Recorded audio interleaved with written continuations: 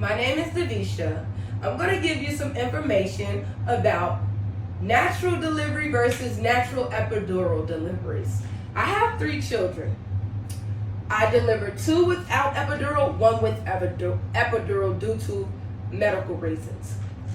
If I could have chosen, I would have not done epidural. Why? Because I have permanent nerve damage in my lower back. What this means is sometimes it hurts to walk, it hurts to run, it hurts to jog. Sometimes I need help getting out of the bed. And why do I need help getting out of the bed? I'm not even close to 200 pounds.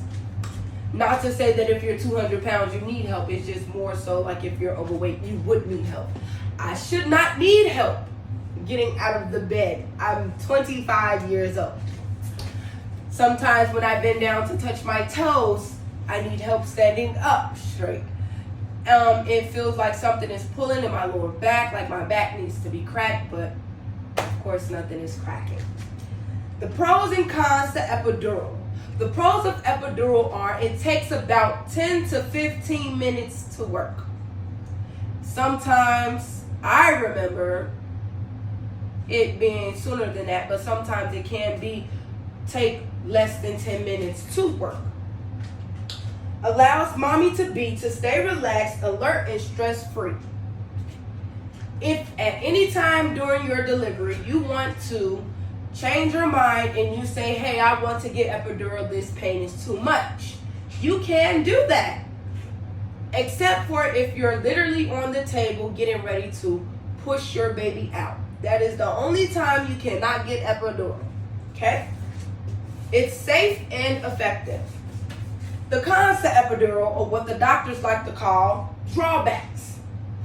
Short-term low blood pressure. Side effects: fever, headaches, nausea, dizziness, and back pains, etc. Potential prolonging of the delivery process. For those of you who do not know, when it's time to deliver your baby, the doctors are going to tell you to push when you're having a contraction.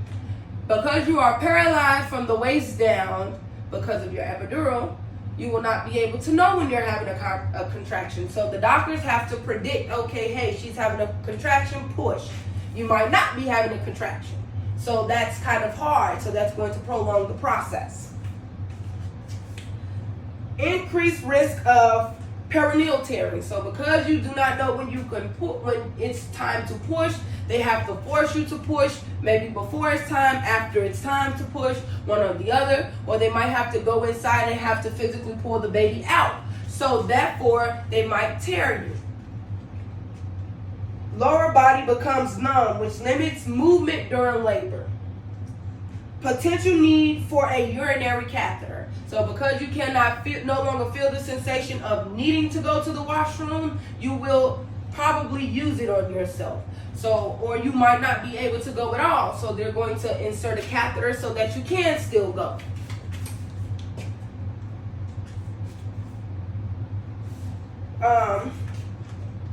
The cons, the pros to natural birth, the pros to non-epidural.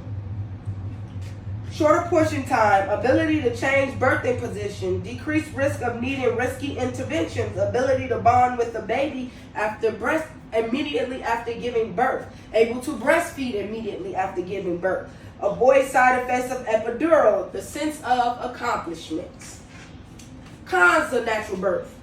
Having to manage pain without meds, physical pain might distract from experiencing of childbirth. Natural birth may not be possible for high-risk pregnancies. Due to medical conditions, you might have to take epidural anyway. Prolong of labor, because mommy cannot relax, she is stressed or she is anxious. According to the NC database released on 10/14/21 by the Mayo Clinic, bones and ligaments in your pelvis are shifting back to their original position from before your pregnancy, which can cause back pain and discomfort. Permanent paralyzation from a hematoma that occurs when there is build-up of blood on the spinal cord.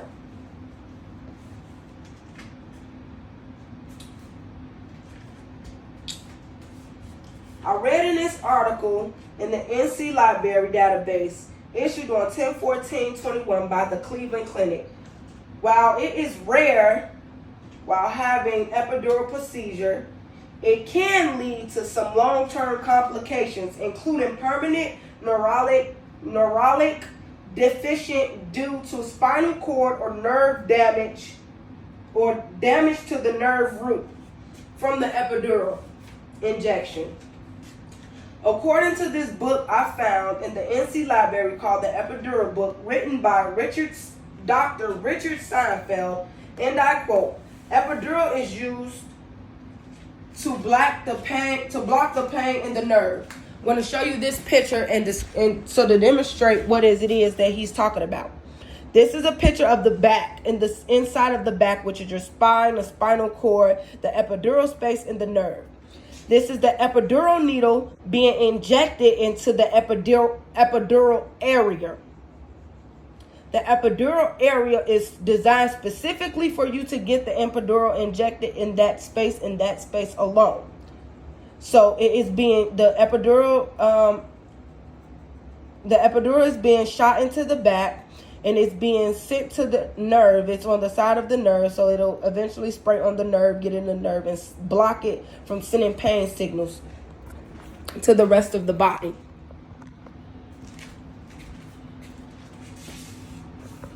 According to the NC database released on November 30th, 2017, written by Jeremy Gaines and published by Elsevier Science, and I quote, "Epidurals are usually safe, but there are some complications: nerve damage, which is what I have, feeling sick, itchy skin, nausea, vomiting, dizziness."